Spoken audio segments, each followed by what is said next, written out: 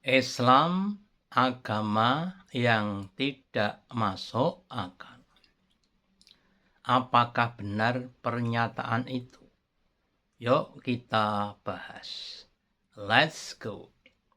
Assalamualaikum warahmatullahi wabarakatuh.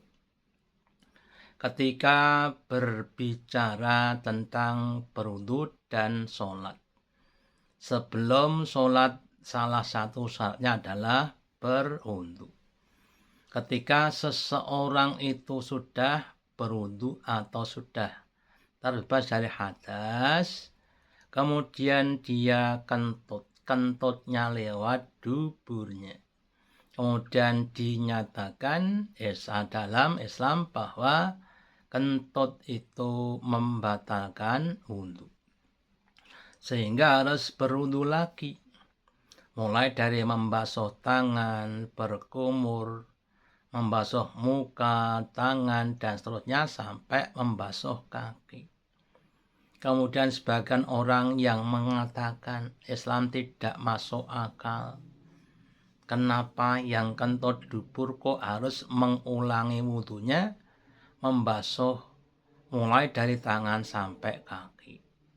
Itu sebagian orang yang tidak suka dengan Islam.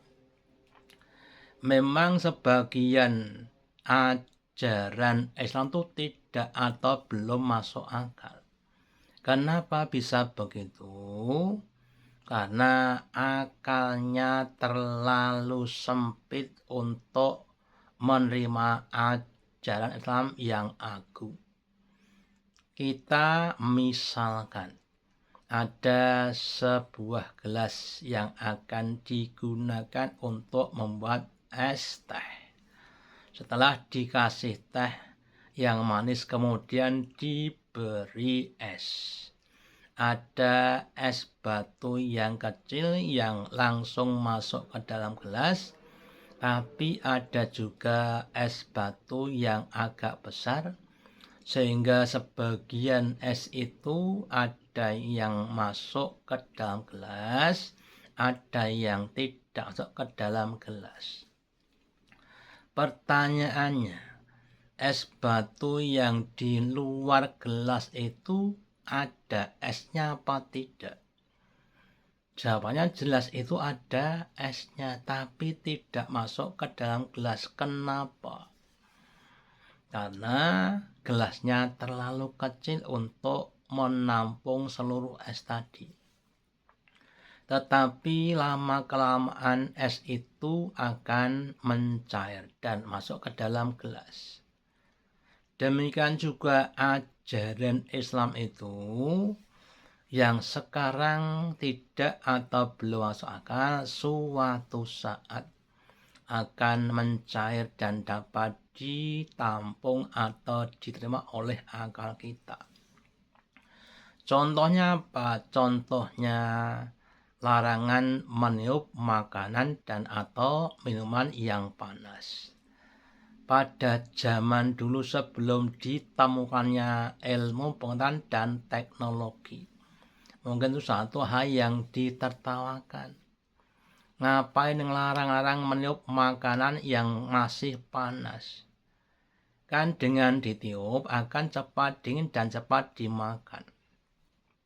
Ternyata setelah berkembangnya ilmu pengetahuan manusia, ketika seseorang meniup makanan yang panas, maka udara yang keluar dari mulutnya itu mengandung CO2 atau karbon dioksida, yang kalau mengenai makanan akan menjadikan makanan menjadi basah atau menjadi asam, ya.